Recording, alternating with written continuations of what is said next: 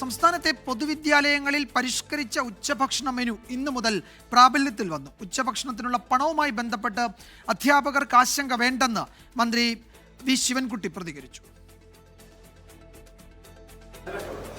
ഇഷ്ടപ്പെട്ട് ബിരിയാണി സൂപ്പറായിട്ടുണ്ട്.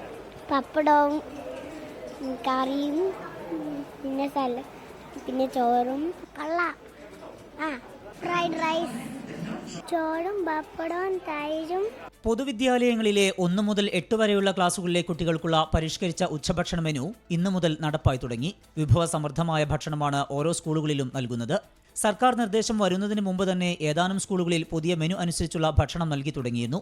ആഴ്ചയിൽ ഒരു ദിവസം vegetable fried rice, lemon rice, vegetable biryani, tomato rice biryani എന്നിവയിൽ ഒന്ന് നൽകണം.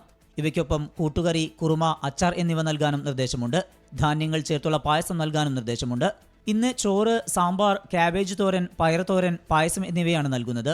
സാമ്പത്തിക ബുദ്ധിമുട്ട് വെല്ലുവിളിയാകില്ലെന്ന് മന്ത്രി വി ശിവൻകുട്ടി. ചില കേന്ദ്രങ്ങളിൽ നിന്നൊക്കെ ഒരു പൈസ ബുദ്ധിമുട്ടെന്നൊക്കെ പറയുന്നതിലൊന്നും ഒരു കാര്യമില്ല. ഇതൊരു ചരിത്രം സൃഷ്ടിച്ചിരിക്കുകയാണ് ഈ ഉച്ചഭക്ഷണത്തിന്റെ പുതിയ മെനുവോടുകൂടി.